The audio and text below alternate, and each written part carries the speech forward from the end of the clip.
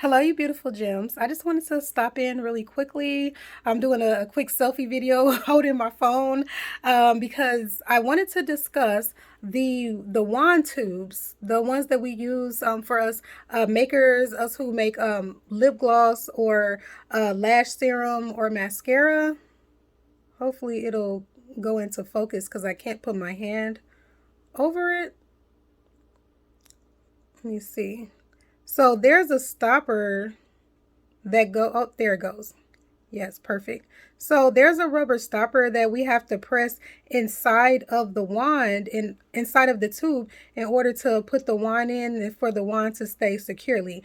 But the issue is that there are times when maybe if we fill the tube up a little too high, even sometimes we don't even have to fill the tube up high. And what happens is that air pressure builds up. And so when we press the wand in, that causes the rubber stopper to pop out. And sometimes it could be a bit of a mess, especially when dealing with lip gloss. So over time, with a little bit of trial and error, I came up with a way that's helpful for me when I'm working with the stoppers to make sure that that pressure doesn't build up so that when the wand goes into the tube, that it goes in with ease and you can open and close the tube without any issue. So without any further ado, stay tuned and let's go.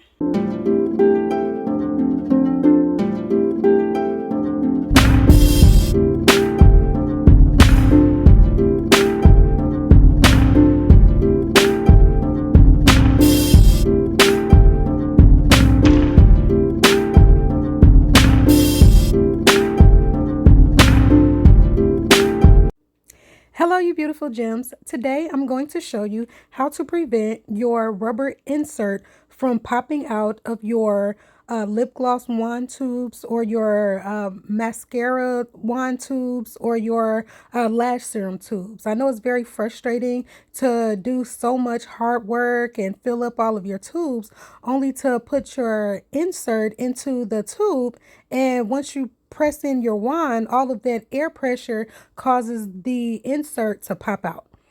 I know I've dealt with that myself and it is super duper frustrating.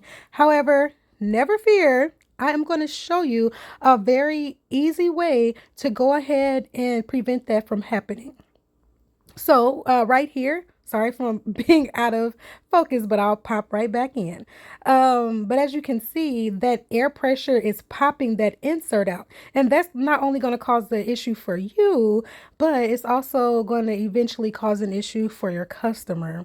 So I'm going to show you a way that what I do in order to prevent this issue from happening. So first, you want to take the cap out, take the insert out. Don't even put it in yet because this is something that you're going to have to do before you put the insert in. So if you already have your inserts in your tubes, I advise you just to take the edge of a butter knife and pop them all off. You can do this while the insert is still in there. However, it may get a little messy with your lip gloss or whatever you have in your tube. So I'm going to go ahead and grab the materials that I need. For this, you will need a candle. You can either use a candle or you can actually just stand at your stove. I actually have a spiral, the electric stove, and that's what I do. But for the sake of this video, I'm going to show you all how I do it, just so that I won't have to be standing at the stove. So you want to take a safety pin. I prefer a wider safety pin, but this smaller safety pin is just all I could find at the time.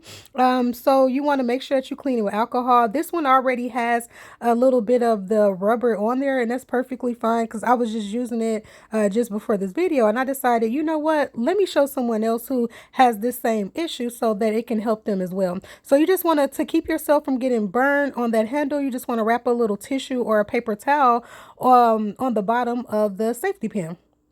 So now you just want to take the safety pin.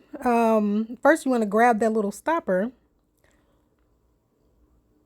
All right, pop that right on out. Okay. And I'm just going to clean it off because it did get a little oil on it.